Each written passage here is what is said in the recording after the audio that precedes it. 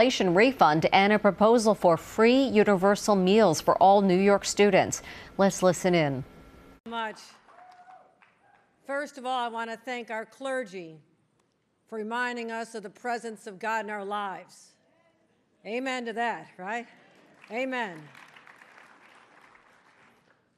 I want to also thank history-making Senate Majority Leader Andrea Stewart-Cousins for her partnership over my many years now in elective office. Thank you. Thank you. Speaker Carl Heastie, I want to thank you for your friendship, advice, but also for the last 3 years opening up the Assembly chamber to us. A little more room here, Carl. Another history maker, our great Attorney General Tish James. I want to thank you. Our Comptroller Tom DiNapoli, our Lieutenant Governor Antonio Delgado, Assembly Member Crystal Peoples-Stokes, Senate Minority Leader Robert Ort, Assembly Minority Leader Will Barkley, and all the judges of the Court of Appeals led by Rowan Wilson. I want to thank them for their presence here today. New York City Mayor Eric Adams has joined us. All the mayors and county executives from across the state, representatives from labor and the business community, I want to welcome them as well. Members of my cabinet and senior team, I'm in awe of you. I thank every one of you for all the incredible work you do on behalf of the people of this state. Thank you. Thank you. I'm also very proud to acknowledge New York's first ever first gentleman, my husband, your first gentleman, Bill Hochul.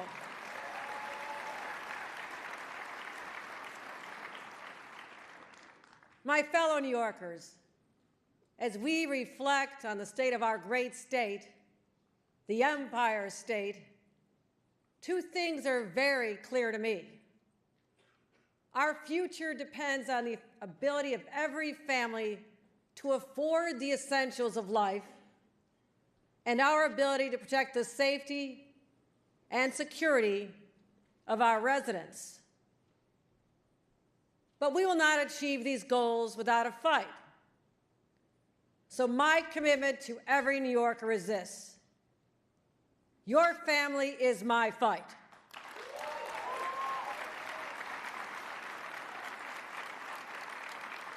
This has been the impetus and the inspiration for everything we've done for the last 3 years. When we worked together and raised the minimum wage and tied it to inflation, because I and we believe that when costs go up, your wages should too. When we added jobs and boosted tuition assistance, education funding, public transit investments to the highest levels in history, it was because your family deserves the best opportunity for success. And when we battled insurance companies and ended co-pays for insulin, it was because your family's health was more important than insurance companies' profits. And we fought for paid prenatal leave. It was so expectant women can get medical care without losing their income, because the health of your baby and your family should always come first. And when we worked together, taking on the social media giants, we stood up against an army of lobbyists and lawsuits, and we won. It was to stop the addictive feeds that put corporate profits over your children's mental health. And we secured, working together, my partners in the legislature, the most consequential statewide housing policy in 50 years, and we affirmed that New York City is the city of yes, Mayor. It's signaled that we understand that a home for your family, it means everything. And we did all this because your family deserves more money in their pockets, as well as a place they can proudly call their home. And I'll say this, I know our work is not done. Worries about crime, struggles to make ends meet are far too common. Our state has to be livable, and the people here have to be afford to live in it. And we'll keep fighting for our families and children and continue delivering for them. Safe streets and subways, housing that's truly affordable, and fast public transit that's dependable, and dependable infrastructure. Today I'm going to share my vision for New York, where hard-working people can get ahead, where children can play in neighborhoods safely, where opportunities are plentiful, and where champions are forged. That's how I felt growing up. Parents could put food on the table because they had good union jobs at the steel mills, at the Ford plant, the GM plant, or whatever. It was those jobs. And they always believed that their children would have the same opportunities or even better. It's not to say that times weren't hard sometimes. My parents started married life in a trailer. My brother was born. When I came along, not long after, we moved to a cramped apartment in the shadow of the steel plant, where my dad, my uncles, and grandpa worked. Mom scrimped and saved to feed what eventually grew to a family of 8. She made those Spam sandwiches. Anybody have Spam? Sorry, Mom, I shouldn't say that. Those Spam sandwiches were made on bread that was expired, that came out of our freezer. We bought our clothes at used clothing stores or on layaway. But I'll tell you this, we never felt trapped by our circumstances, and we never gave up hope.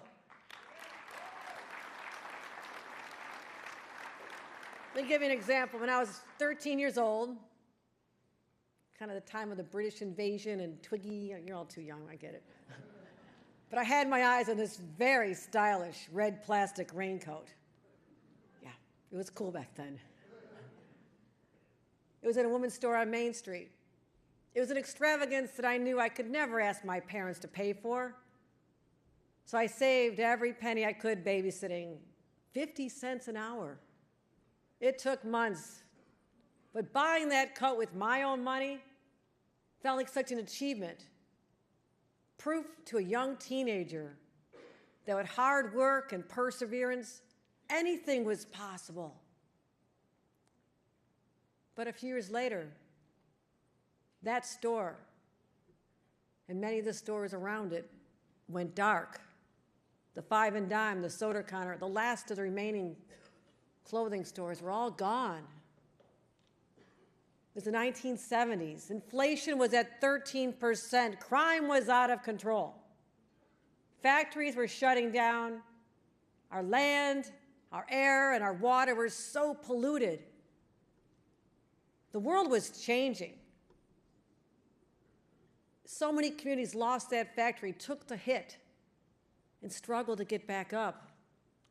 Whether people labored at Bethlehem Steel in Buffalo, Kodak in Rochester, Carrier in Syracuse, Endicott Johnson in the Southern Tier, or Northrop Grumman on Long Island.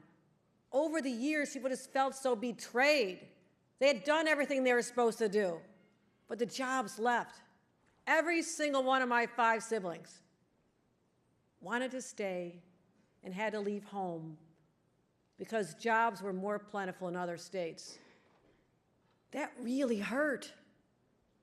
It wasn't just the jobs that were leaving, it was hope that was leaving too.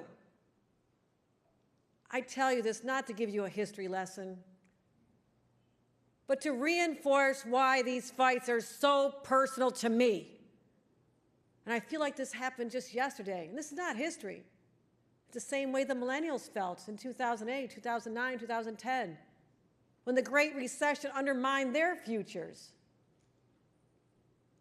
I'll tell you this, I don't ever want the people of this state, our neighbors, to have the same sense of anxiety that was so pervasive when I was younger. That's why I decided to stay and fight, witnessing the struggles and pain of those left behind inspired me to run for office, to be a voice for communities that had fallen on hard times because I had lived that experience. So today, I know all too well, many New Yorkers are struggling. Inflation, sky-high rents, wages that just don't feel like they can keep up, a changing economy, an influx of unexpected arrivals who had great needs, and an unsettled world. That's why I fight day in and day out to make New York healthier, cleaner, more affordable for you and your family. Because as I said, your family is my fight. Yesterday, I had a great experience. I met with over 200 high school seniors from Hudson Valley Community College as well. College students, high school students from all over the Capital District. They shared their hopes and their questions about the future. I won't tell you about them. Let's hear from them directly. So today we're going to dive into some of the big ideas from your state of the state that directly impact us, the students and young people of New York. One of the things that on top of all this pressure that we feel, peer pressure, etc., we're 17, 18 years old deciding what we're going to do with the rest of our lives. You touched on a little bit of perhaps what students are dreading as they look to the future. In light of the ongoing national debate on abortion rights, how do you plan to position New York as a safe haven? Our teen mental health first aid training program that you've mentioned, if you could kind of speak to what this first aid training program aims to do. As climate change becomes an increasing concern, what kinds of initiatives do you plan to take to mitigate the effects in New York? Many of us in this room are also looking to the future, whether it's college or whatever path we choose.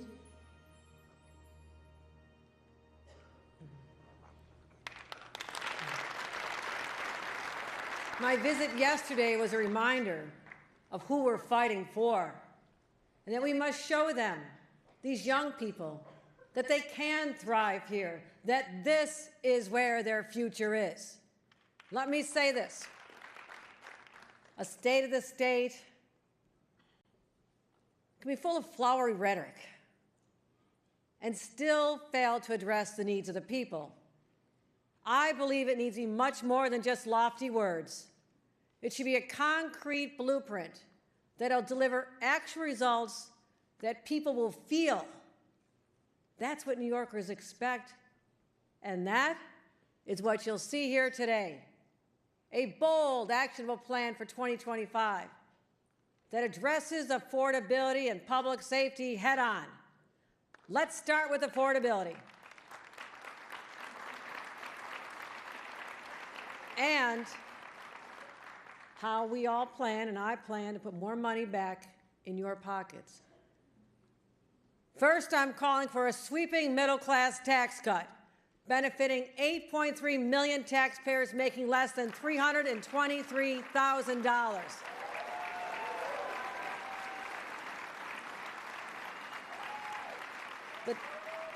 The tax cut I propose today and will fight for in the coming months will deliver the lowest tax rates in 70 years. And it'll save hardworking taxpayers $1 billion. By itself, it's a monumental win for New Yorkers in the battle for affordability. But that's just the start. The fact is, many Americans, not just New Yorkers, have been hit hard by inflation since COVID. Because prices went up, our sales tax revenue went up as well. But I believe this. That extra money does not belong in state coffers. It belongs back in your pocket. And that's why I proposed the first ever, the nation's first, inflation refund. Now, under my plan, we'll return billions and billions of dollars in surplus sales tax revenue directly to 8.6 million hardworking New Yorkers. I'm talking about seniors. I'm talking about recent grads. I'm talking about families bringing in less than $300,000 a year. This makes a difference. $300 for individuals, $500 for a family. I've spoken to many of them. They are very excited about this. This is real money back in their pockets. So let's check. What do we have so far? An historic middle-class tax cut, inflation rebate checks, but that's not all. Families with children, they are the ones who need additional relief. And as New York's first mom governor, I know personally that the earliest years are the most expensive. Diapers, formula, clothes that they outgrow every 3 months. And that's why back in 2023, I worked with the legislature to make our child tax credit available for kids under the age of 4 for the first time ever. And this extended a financial lifeline to over 600,000 more families, because it made zero sense to me that this credit only came available when our kids were almost in kindergarten, right? Just a few days ago, I met Tasia Brown, a mom of 3. She also had a 2-year-old. She told me that when she received a check last year, it felt like her birthday. She paid her utility bill, bought some extra groceries, and then she treated her kids to dinner, something that was so rare for her. That's what I'm talking about. It makes a difference. And this year, I want to support our families even more, tripling the maximum benefit to $1,000.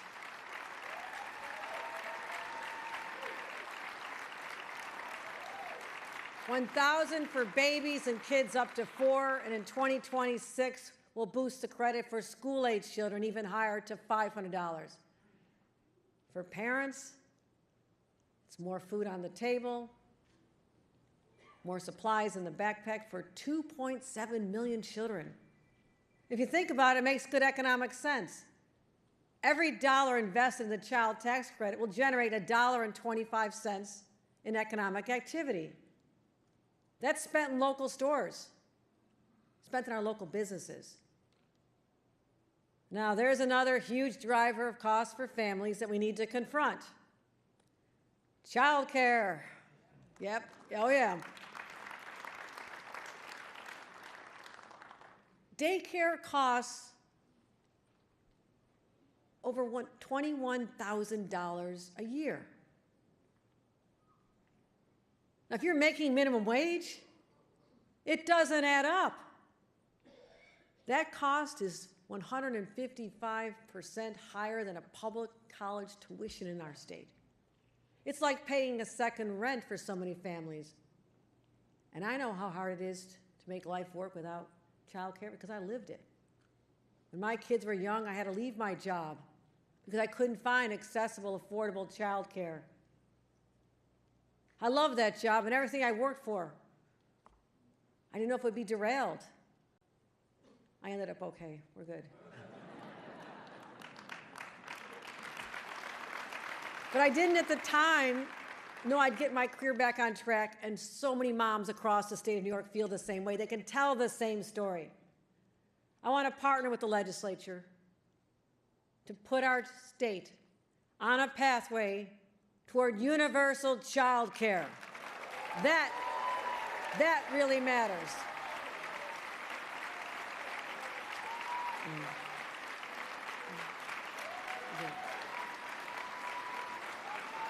That's right. Thank you. Thank you. Thank you. Let's get it done. In the meantime, we're going to dedicate $110 million to build new child care centers, renovate existing ones, and expand options for families and communities all over New York. And we'll establish a corps of substitute child care professionals so someone's always on call. Think about that. Now, here's the thing. When the little ones become older, we also have to support them in school in countless ways. This starts with the most important meal of the day, breakfast, and goes on to lunch.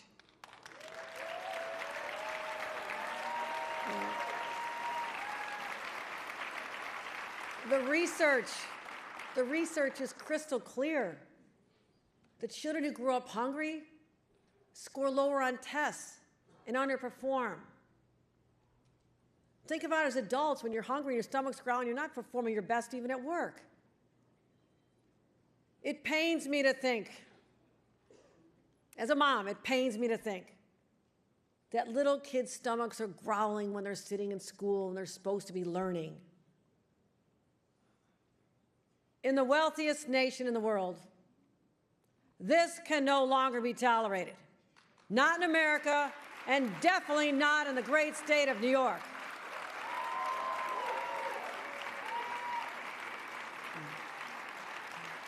Thank you. Thank you. Thank you. Thank you. Thank you. Thank you.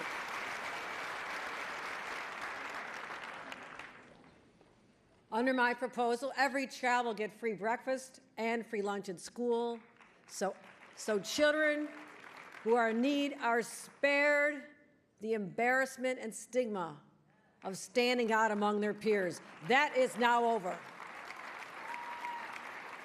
And I'm proud to say there's actually some people in this room who help us make this dream a reality. People that are often overlooked and taken for granted. They never should be. I'm talking about the school lunch staff at Albany School District. They work so hard. Please stand. Let's give them a round of applause. Thanks for feeding our kids. Thank you. Thanks for feeding our kids.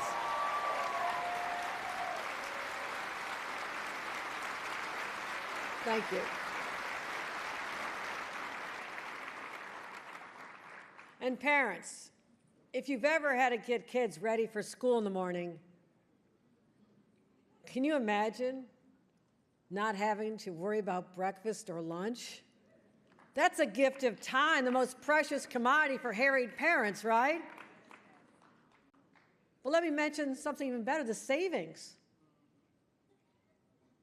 As much as $1,600 each year back in your wallet per child, not having to spend the money. My friends, what I'm talking about overall, it adds up to nearly $5,000. $5,000. Now, if there's cynics among you, you don't believe me, pull out your own cell phone, get out the calculator, and you can check it, okay? Let's see what this means for a family, let's say 2 little ones, $1,000 each, child tax credit, 1 school-aged, another $500, meal savings, $1,600 for that child. While you're at it, throw in the $500 for your family rebate, plus your tax cut savings. Now we're approaching $5,000 in real money back in your pockets. That's how we make New York more affordable.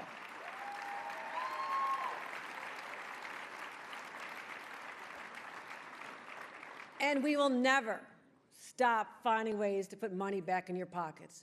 This is something I've done every year as governor. But there's another fight that I'll continue to take on. Our state must be livable and safe. My fight for your family also means New Yorkers feel secure on the streets, on our subways, in their communities. And we're going to do this with common sense measures that everyone can get behind. Because people should be able to get to work in the morning, attend to play, enjoy restaurants, without the fear of random violence or dodging someone in the midst of a mental health crisis.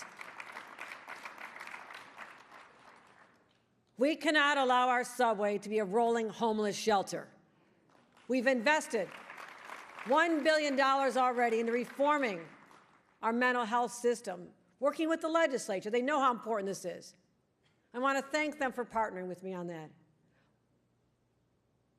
As part of this investment, we've dedicated teams working day and night, working with the city to help get severely ill and homeless off our subways, into supportive housing. But we know it's not enough. Our laws must be stronger. And that's why I'm willing to stand up and say we need to expand involuntary commitment into a hospital to include someone who does not have the mental capacity to care for themselves, such as refusing help for the basics, clothing, food, shelter, medical care. Now, critics will say this criminalizes poverty or homelessness. I say that is flat out wrong. This is about having the humanity and the compassion to help people incapable of helping themselves, fellow human beings who are suffering from mental illness and putting their lives and possibly the lives of others in danger. Julie LeClaire-Netjes is a tireless advocate who knows the importance of compassionate care. She lost her daughter, Alex, after a long battle with mental illness. Alex was a bright woman, attended Dartmouth and NYU. She dreamt of being a writer. Julie believes that her daughter would still be with us today if there had been stronger laws around involuntary commitment, and that if her daughter had not been released from the hospital prematurely. Please stand, Julie, and we thank you for using your voice through all your pain. Julie, thank you. Thank you.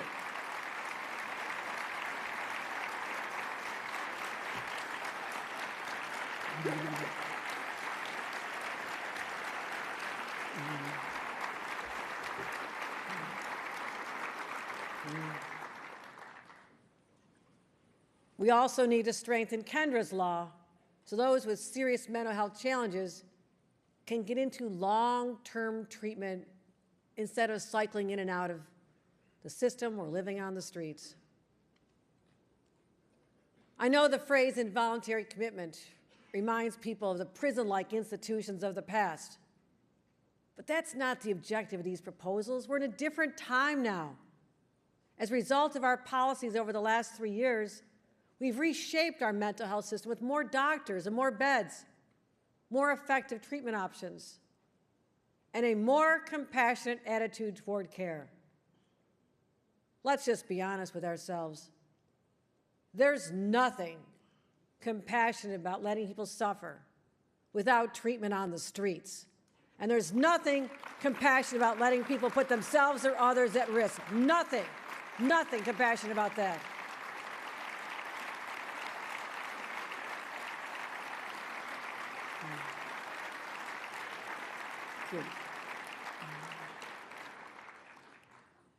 Now let's turn to subway safety. To reduce crime and the fear of crime, we've deployed over 1,250 state personnel, including the state police and the National Guard, to support the city and NYPD's efforts on the subway.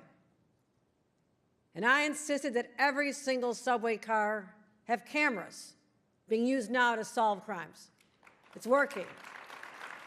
We've also strengthened the laws against assaulting commuters and MTA workers. And we've streamlined the coordination between our DAs and law enforcement to ensure that when crimes are committed, they're swiftly punished. We've put barriers on some stations to prevent people from being pushed on the tracks. But we need to accelerate these efforts. First, working with Mayor Adams, we'll surge more law enforcement once again and put even more there. I want to see more uniformed police officers, not just on the platforms, but more importantly, on every single train overnight, 9 p.m. to 5 a.m. for the next 6 months.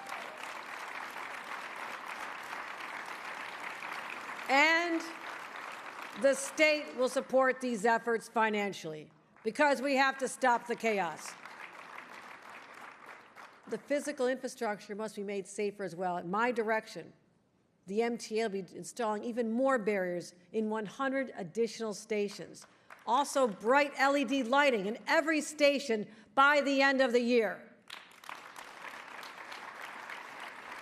And the shameless toll evaders, fare evaders, will finally be stopped with modernized gates. This will make the subway less chaotic, but also help strengthen the financial footing of the MTA. And will establish triage centers at the end of all the major routes where people can get off, get assistance 24/7. So to recap, this is the game plan. More police where they're needed, safety infrastructure, and critical interventions to help the homeless and mentally ill get the help they need instead of languishing on trains and frightening fellow commuters. I say this because enough is enough. The chaos must end now.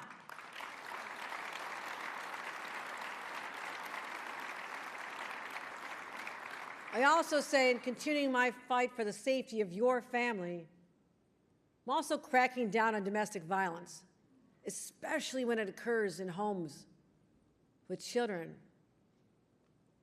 My mom was a champion for survivors of domestic violence. Her own home life was tough when she was young. And before she died, we worked side by side to create a safe haven for women and children who'd been abused. I saw in those children's eyes as we brought them into this shelter, there was no love. They'd not been raised with love. That's something they would carry with them the rest of their lives. All those kids deserve better. My mom would be so proud of the work we're doing today. So proud. We're also working closely with law enforcement to apprehend and prosecute the rapists and to keep guns out of the hands of abusers. And when it comes to repeat offenders, I want them off the streets, and I want judges statewide to use all the powers in our recent bail law changes to stop the rinse and repeat cycle of offenders being released over and over without consequences, only to commit more crimes again.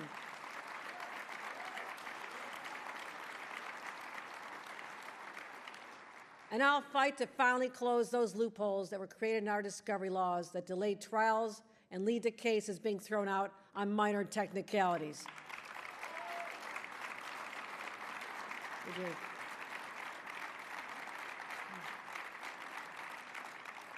Protecting your children online is another way I'll continue our fight for your family.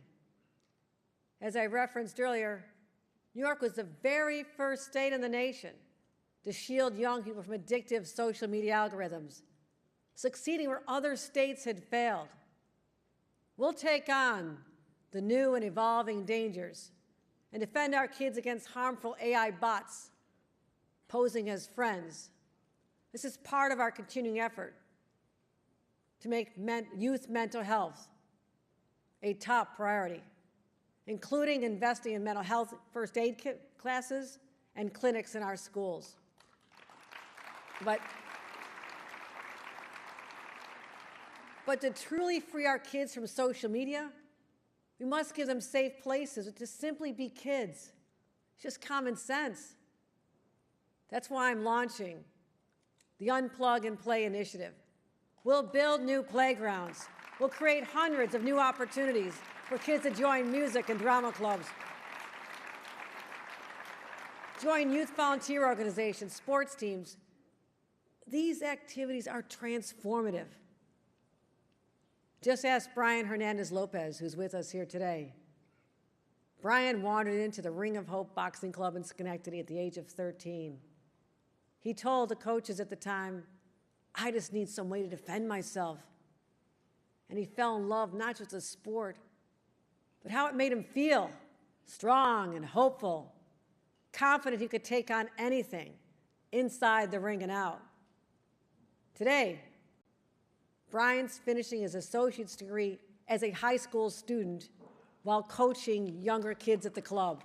Oh, his future's so much brighter. That's the power of these programs. Brian, please stand up.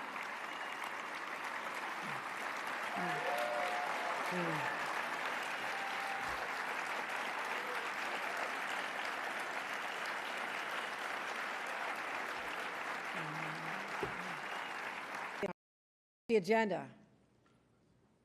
Now let's turn to something that I also just believe is common sense. A stable home is the foundation of a stable life. But for far too many New Yorkers, it's a dream that feels impossibly out of reach. And I'm not the first one to say this, but the rent is too damn high.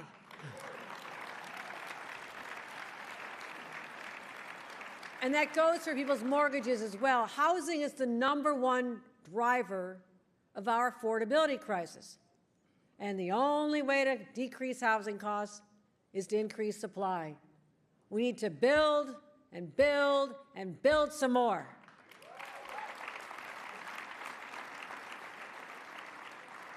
In my first State of the State address, I unveiled an ambitious plan to build or preserve over 100,000 units in 5 years. I'm proud that we're more than halfway to our goal and ahead of schedule.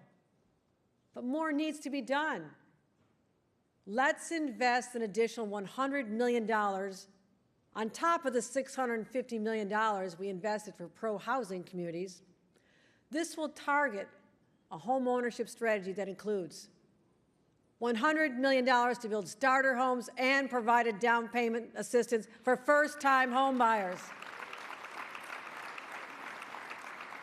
And I'm proposing a housing development ombudsman or woman to streamline approvals and get the shovels in the ground sooner. And we also have to take a hard stance against the private equity firms that have strangled some of the housing markets across the country. We've seen it. You know what happens. A young family finds the home they've been searching for.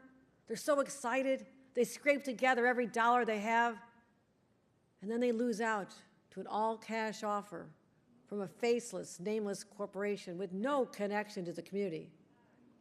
Corporate landlords co-opt our housing stock for short-term rentals as well. Or even worse, they just let them sit there vacant while the values soar, and we need every one of them. That's why New York will do something no other state has done before and ban private equity companies from bidding on properties for the first 75 days that they're on the market.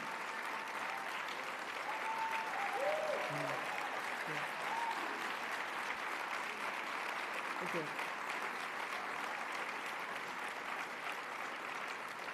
That's how we'll ensure that single and two-family homes remain available for the families they were built for. And that's how we make home ownership possible for more New Yorkers. And if you're a renter, we'll also ban the price-fixing software that inflates rents and costs tenants $3.5 billion a year.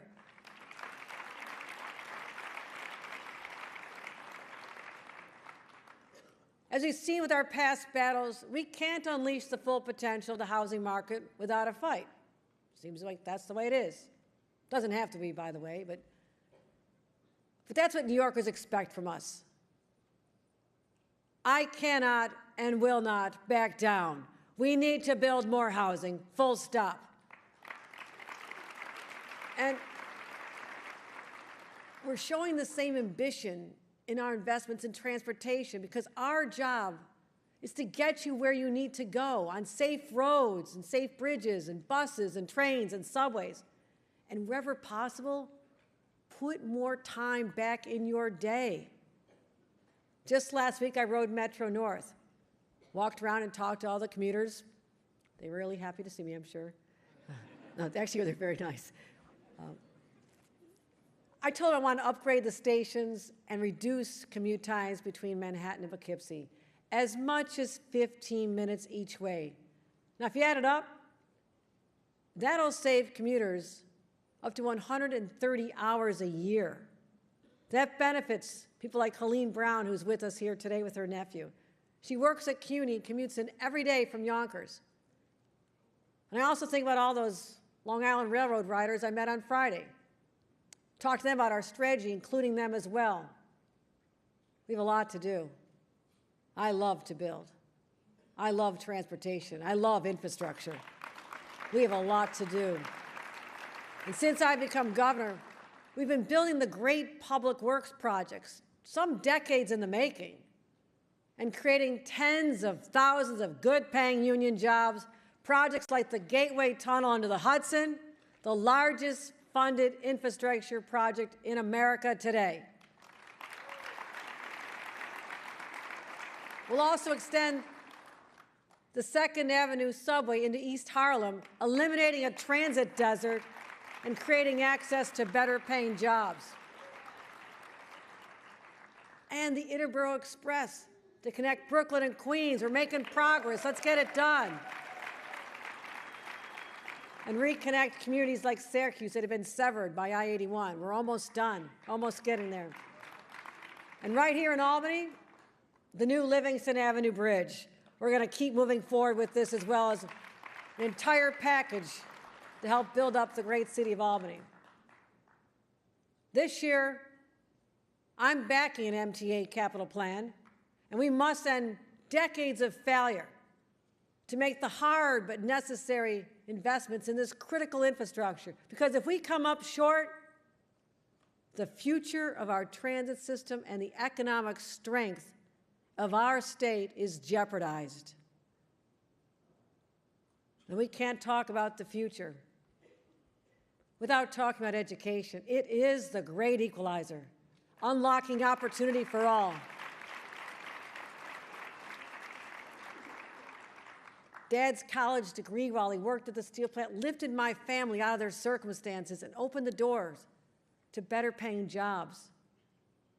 And working with our legislature, again, I thank you, for the last 2 years, we've more than doubled tuition assistance at SUNY and CUNY and expanded eligibility. But now, we're going even bolder. We're going to make community college completely free for students aged 25 to 55, completely free.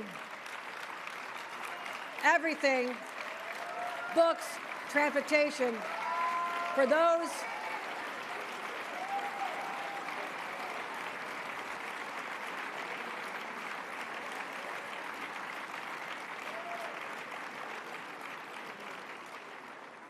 this will be for those who entered the high-demand fields like advanced manufacturing and healthcare and education. We have so many vacancies.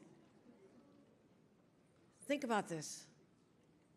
If you want to change jobs, you're not sure what to do, you can go back to community college on us, because we know you're going to keep contributing to the great and mighty strength of our state.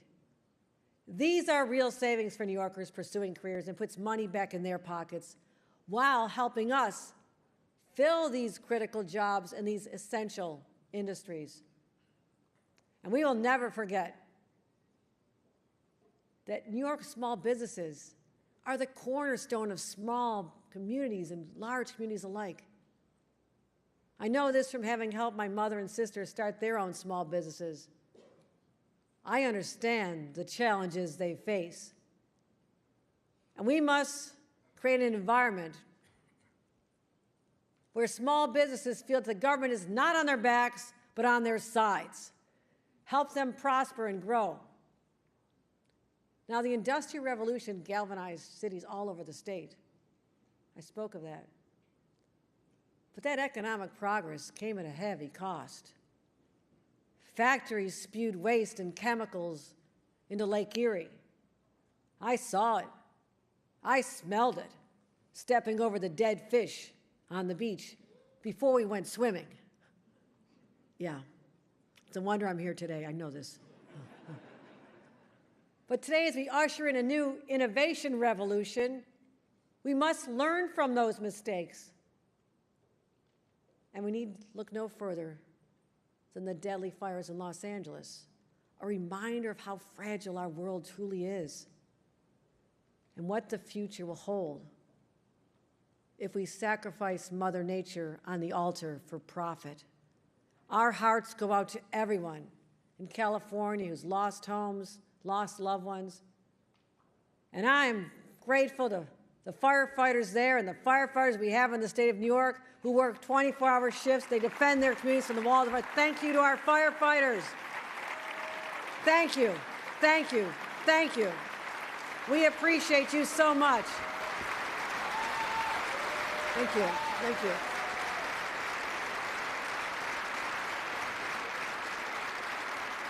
And I'm so proud of the New York National Guardsmen who've been deployed to assist in California. I worry about them. I worry about others.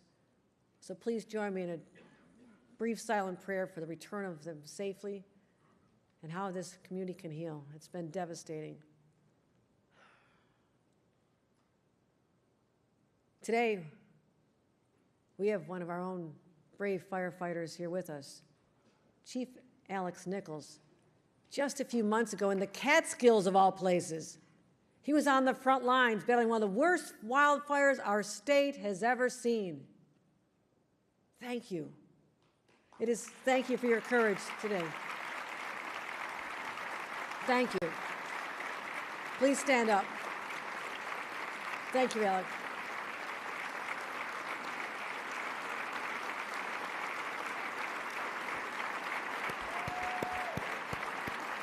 Thank you. Thank you.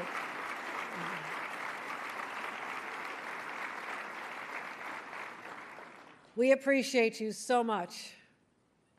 It's not just the wildfires.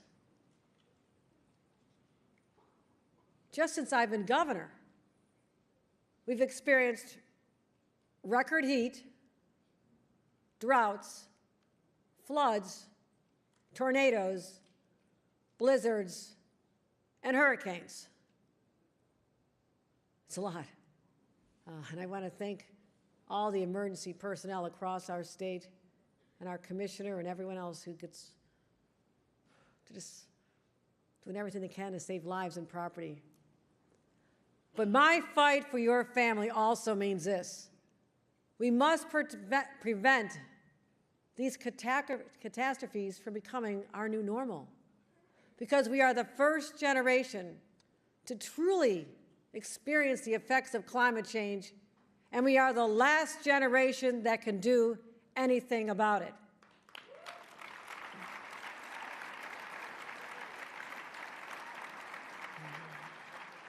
And that's why, despite intense opposition, I signed the Climate Change Superfund Act, passed by the legislature, and declared it should be the big corporate polluters who should pay for the consequences of climate change instead of New York taxpayers. And every other state should follow our lead as well. We've also recommitted to reducing carbon emissions with our offshore wind off the coast of Long Island, hydroelectric power coming in from Quebec to power New York City. And just this year, I'm calling for an historic $1 billion investment to further the transition to a zero-emission economy.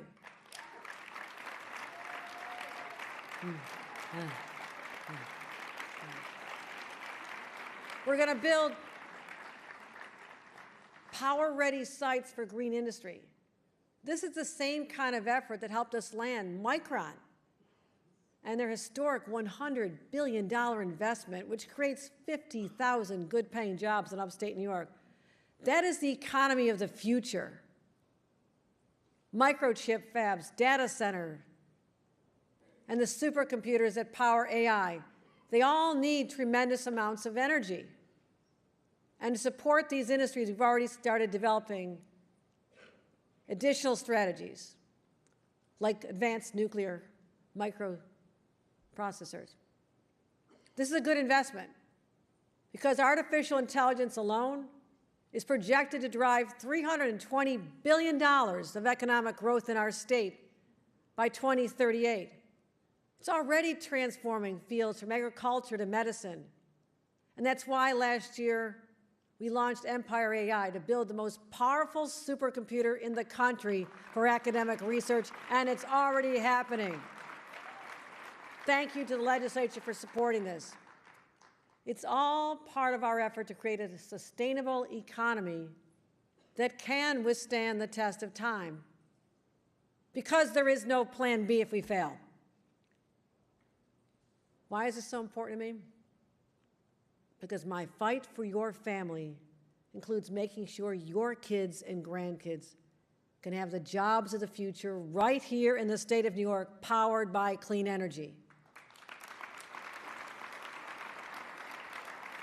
Now, I've highlighted just a few of the essential elements of my battle plan. I assure you, there are more than 200 proposals in our State of the State book, and you're all going to enjoy reading them late tonight. And thank you to my extraordinary team again, and my policy team, and everyone who worked so hard on this, the budget team, the senior team, the cabinet members. There's no break yet. We have to do the budget next week. Sorry, Blake. But our 2025 blueprint will continue. It'll continue our fight for New York's children and families. So let's recap our priorities. Driving down crime, lowering taxes, investing in child care and education, jobs, new homes, clean energy, small businesses, and building a strong economy that'll endure for generations. Yes, it's bold, but as Wayne Gretzky once famously said, you miss 100% of the shots you don't take. And I'll always take the shot.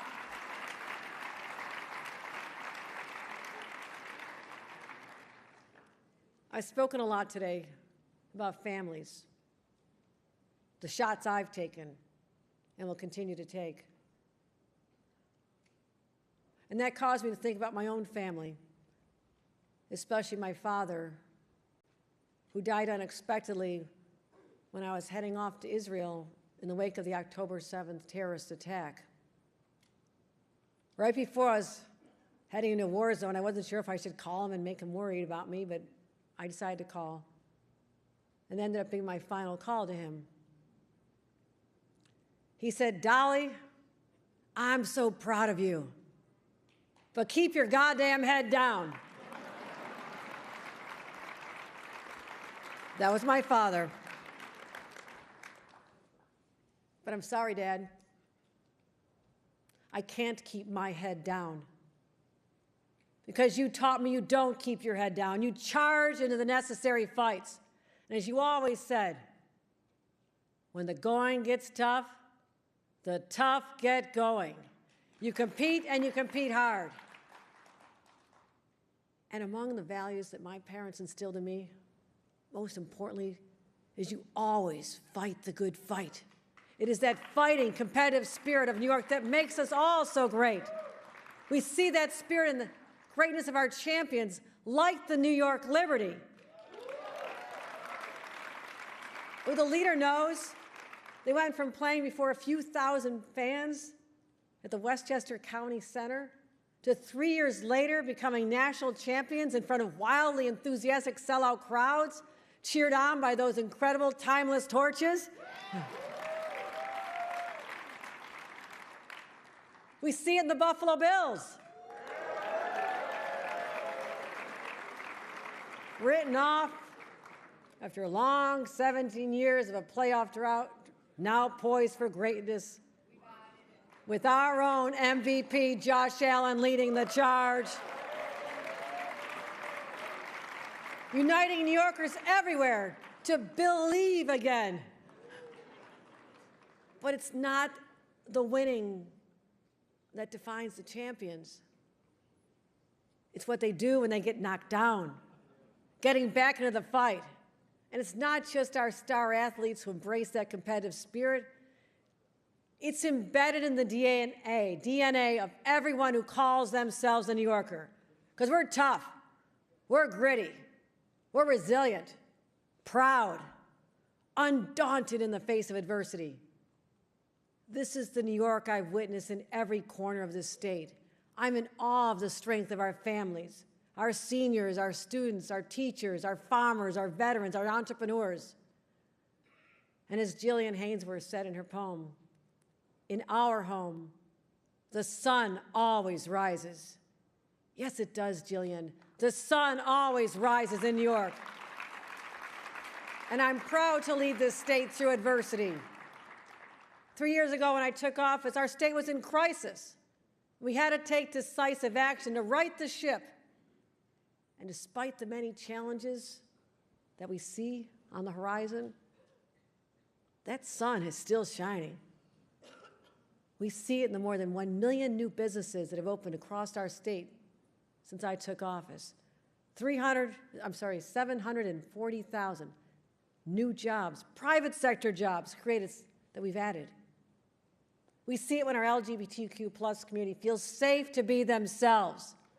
We see it when New Yorkers with disabilities feel supported and empowered. And we see it in the vibe and vitality that has returned to our great cities, from Buffalo to New York City, where the sidewalks are crowded, the restaurants are packed, and Broadway is back. So, as we continue to focus on the many New Yorkers who need our help, let us resolve today to take on those problems with a heart and soul filled with optimism and a faith in our future. That's how we overcame the Great Depression and inflation in the 70s, the downfall of industry, 9/11, the Great Recession, a global pandemic. Because this is the Empire State, a place of comebacks. We overcome adversity. It's who we are. And when we get knocked down, or anyone gets knocked down, we'll make sure they can get right back up again. Because your family is my fight, and I'll never, ever stop fighting for the great state of New York. Thank you very much, everybody, and go Bills! The Bills make me wanna shout, kick your heels up and shout, throw your hands up and shout, throw your head back and shout. Come on now, the Bills are making it happen now. Stand up now, come on and shout, yeah, yeah, yeah, yeah. Say you will. Shout it right now, baby. Say you will. Come on, come on. Say.